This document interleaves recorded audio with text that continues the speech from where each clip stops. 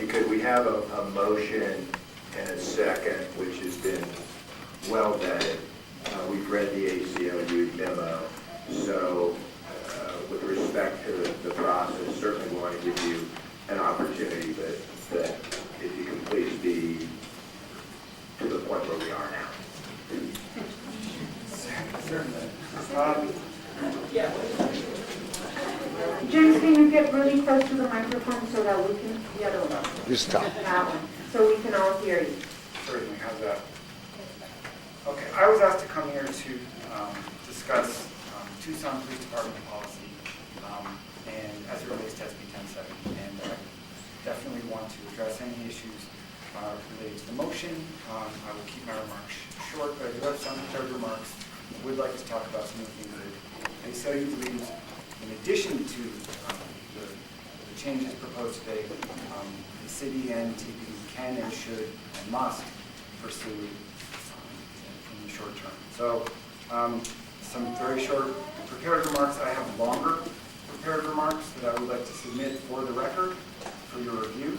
I will not go through all of them, but That'd be fine, and if the clerk would please obtain those and pass them to all council members. okay. So, good afternoon. My name is James Lyle. I'm the staff attorney at the ACLU of Arizona. I want to thank the mayor and the city council for putting this important issue on the agenda and for inviting the ACLU to speak. The ACLU welcomes the opportunity to discuss Tucson Police Department policy as it relates to SB1070 and the impact of current policies and practices on civil rights, community trust, and public safety. I also want to thank and acknowledge the members of the community who have been at the forefront of this in presenting these issues and telling their stories to the council over the last several weeks.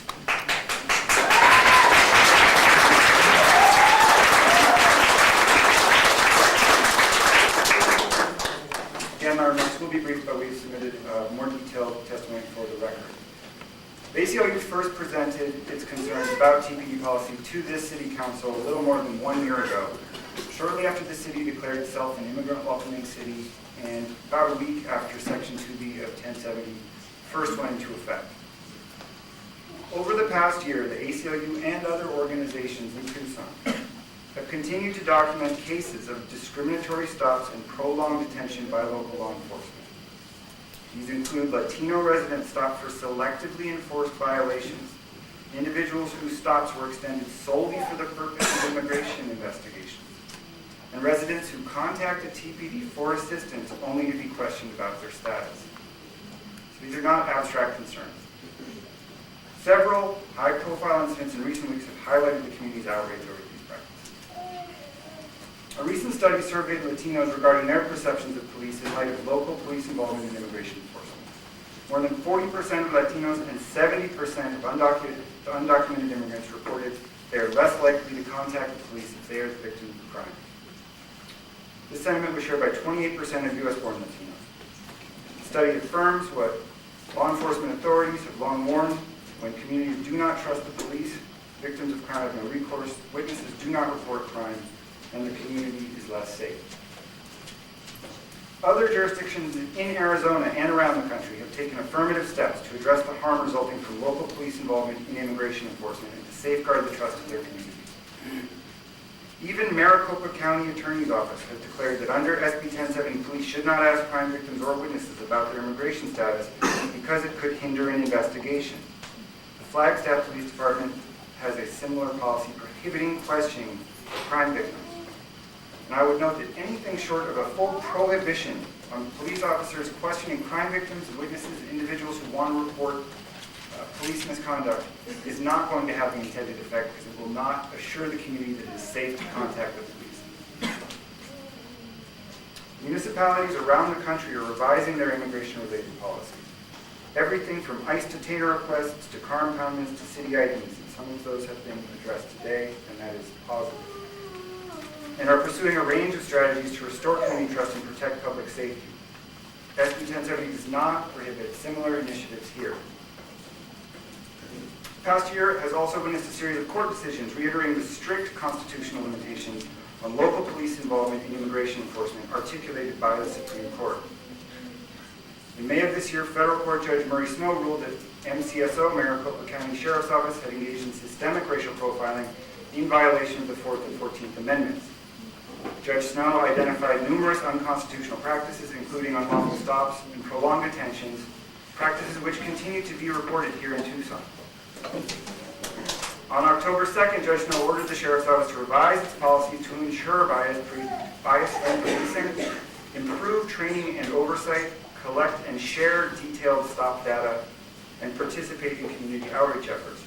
These are sensible policies that other jurisdictions can and should embrace outside of litigation. Section 2B has now been in effect for more than a year, yet numerous problems with TPD policies and practices remain.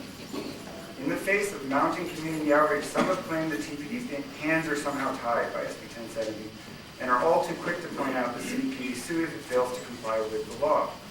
However, the risk of litigation resulting from failure to prevent discriminatory policing is no less real. Indeed, whereas no Arizona municipality has been sued for failure to comply with 1070, multiple Arizona law enforcement entities have faced litigation for discriminatory practices, including MCSO, DPS, and most recently South Tucson Police Department. Moreover, any claim that TPD's hands are tied is simply false. In fact, there is much that TPD can do without running afoul of 1070 that it has not done.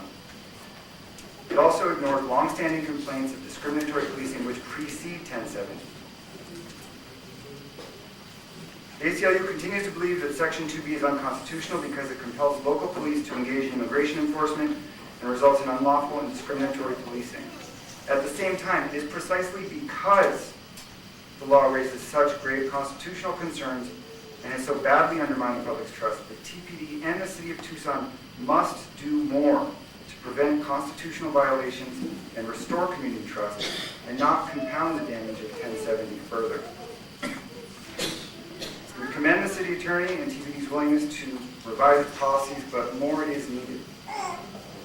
Reforms can and must include the adoption of sensible policies to protect public safety, revision of vague and inconsistent TPD policies currently on the books in the general orders, enhancement of oversight, accountability, and transparency mechanisms, including improved data collection, and the development of new initiatives to address the concerns that community members have been presenting to this council for the past several weeks.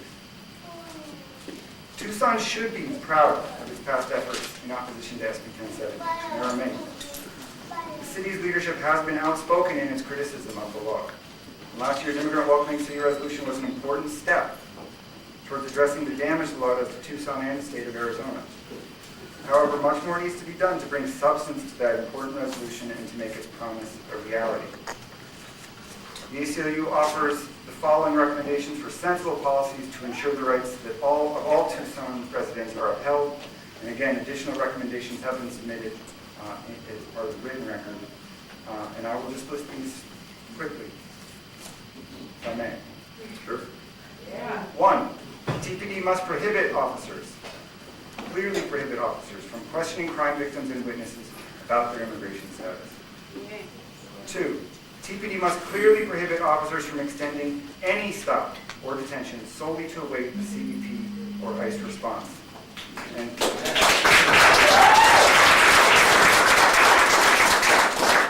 TPD General Order 2119.1 allows for extending detention to quote, a reasonable time. By contrast, neither General Order 2351 nor 2355 specifies a time limit or provides sufficient guidance for awaiting ICE or CBP responses. These policies must be revised.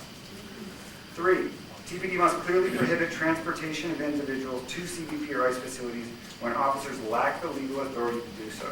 Yeah.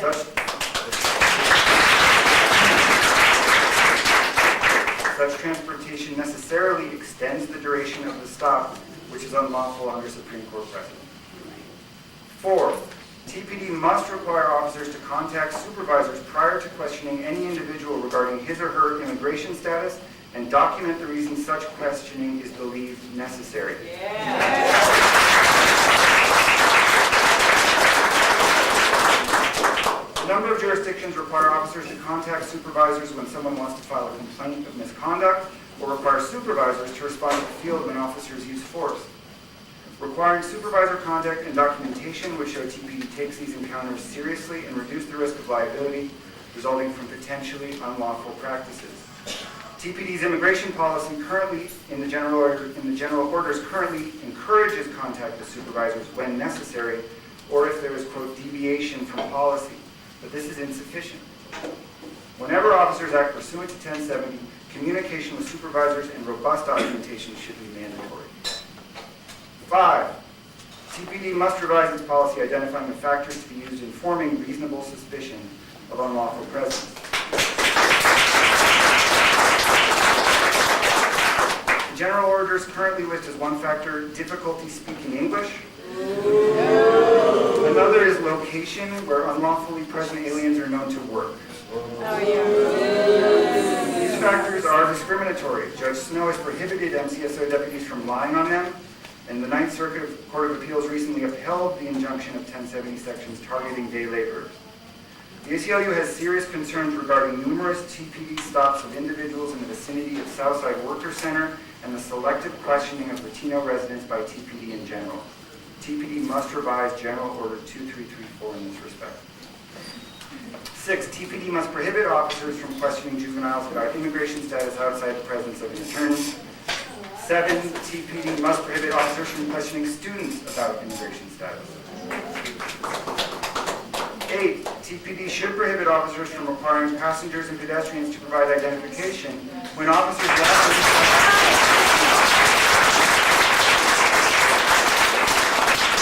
This practice is selectively enforced and should be discontinued immediately. 9, TPD should require cite and release wherever possible and absent exceptional circumstances. TPD should also provide guidance for officers to identify when cite and release is appropriate, as Judge Snow has required of MCSO. 10, TPD should require that when officers do contact immigration officials, they call ICE, and should prohibit officers from calling CBP to the scene of roadside stops, where the risk of unlawful extended detentions is greater.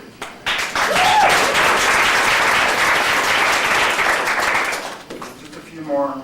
Additionally, we offer the following recommendations for improved oversight, accountability, and community engagement. First, TPD must develop better data collection and tracking mechanisms, including regular audits of stop data to more easily assess critical information. Without improved data collection and review, TPD cannot adequately assess whether its officers are properly adhering to departmental policies or the strict limits on police involvement in immigration enforcement. 2, TPD should provide the City Council with aggregate monthly stop data and other relevant information necessary for determining whether police practices conform with policy and constitutional requirements. 3, TPD must initiate more affirmative efforts to engage the community. At a minimum, police chiefs should engage in task force meetings and within 30 days should submit a plan to the City Council for more affirmative community outreach efforts to notify community members of any and all changes that are forthcoming in TPD's immigration-related policies. 4, TPD should be required to articulate its policy positions in writing, including explaining why it can or cannot adopt these sensible recommendations.